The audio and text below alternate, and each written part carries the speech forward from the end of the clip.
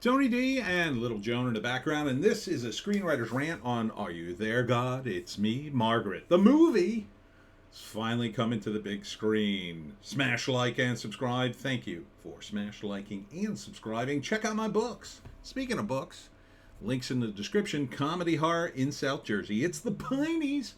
Books 1 through 10 available at Amazon.com. Don't forget, Kindle Unlimited is free. This is a big book. For those of you who I'm mildly acquainted with it. I've heard of it. I've never read it. This is basically about a girl growing up. And pretty popular book. Came out in the 70s, so it's really, I guess it's really about the 60s, early 70s maybe. Rachel McAdams looking like a young mom. And just about a girl dealing with growing up. And, you know, developing. So, looks fine. If they follow the book, probably would do okay at least. I don't know. Is this... It seems like it's a little late in the game to do this book now. It's a little bit topical from that time, from that era. But, of course, I don't know. Say 40 years ago in the 80s. Oh, it would have been too racy. It's also maybe not, I don't know if it has the audience, but for the ladies, if you want to, it definitely feels like a girl movie. Kathy Bates as the grandma.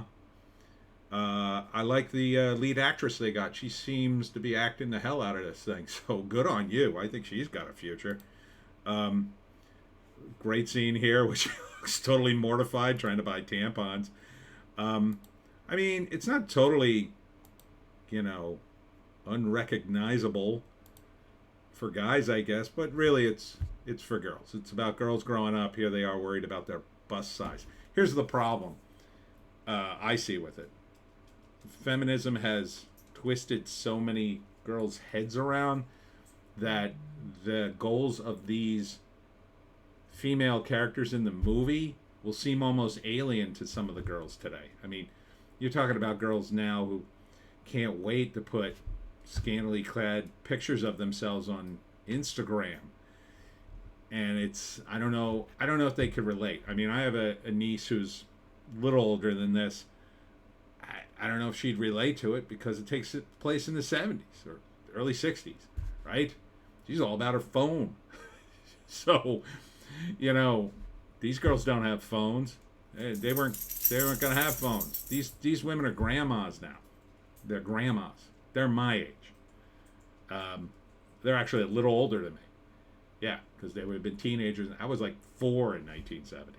So, yeah, I don't know. I don't know if this is relatable because it's so long ago, and I mean, a lot of it, I guess, is relatable. A lot of it's universal. I guess to women it's more universal, but I don't know because feminism has grown so insane these days. I'm not sure they're going to look at this and say, "Oh, see what they were screwing up these girls."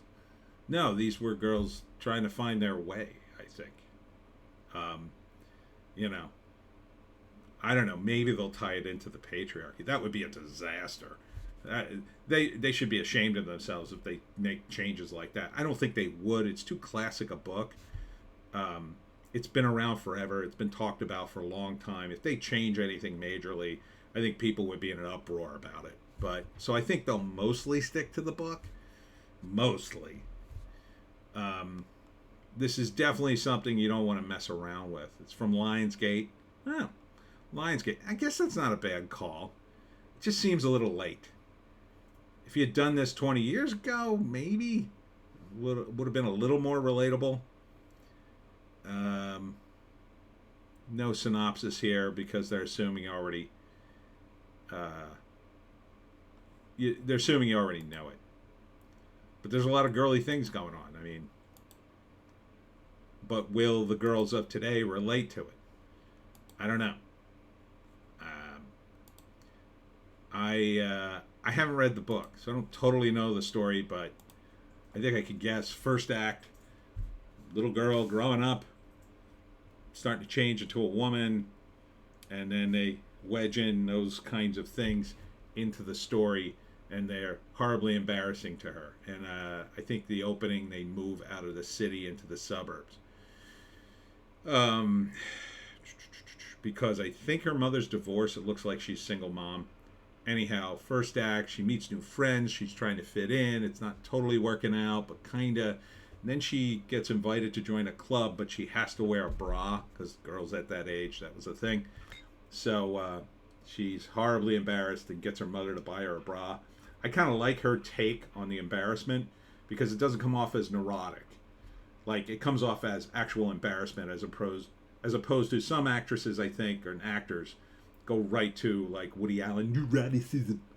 She's given it a light touch, but it's like you can feel her embarrassment, but it doesn't feel like a neuroses. It feels like something real. So she joins the club, and I don't know. There's a scene where they're trying to make their boobs grow, and they find a Playboy and look at it, and trying to figure out boys in life. She gets her first kiss. At the same time, the subplot's about Rachel McAdams volunteering for everything and trying to make it in a world without a husband, and then Kathy Bates giving her advice. And then at the end, it's all good. I don't remember the details of this story. I remember it being a thing for a long time. I guess it's like, then it's like a few years later and she's a woman now, and I don't know, she's got a husband or she's got a job and she's got a life. So, I mean, I think it'll be a nice little movie. Relatively wholesome. I'm banking on it. It's going to be relatively wholesome because they're mostly tied to the book, and the book is too classic for them to mess with. I think if they mess with the book too much, they'll get a lot of pushback. So, again, it's kind of long overdue. This would have been edgy 30 years ago, 40 years ago, really. If this had come out in the 70s or 80s, it would have blew people's heads off. Now it's kind of like an insanely expensive movie to make because of all the 70s stuff in it. I mean, some of it, not so much because the character does move to the suburbs, but still got to get a lot of old props. I imagine a place in Hollywood that's just a warehouse full of props from, various decades. Like, here's the 50s props, here's the 40s props, here's the 60s props, and so on.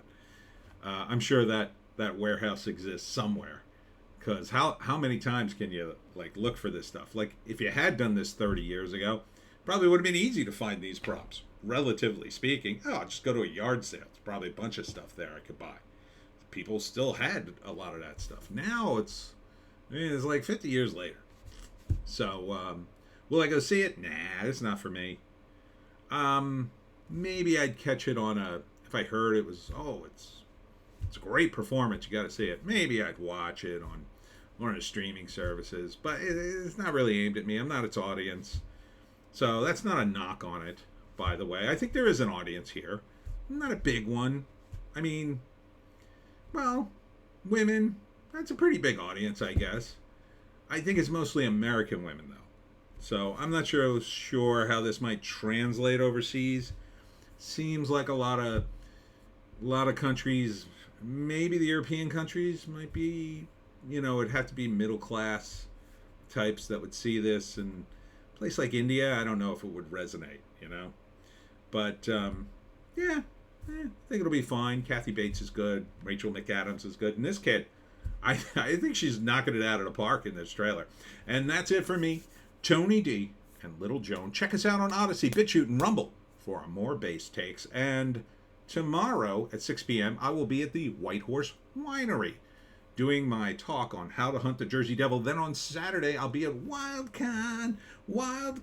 Excellent. See you in Wildwood from 10 to 4 on Saturday.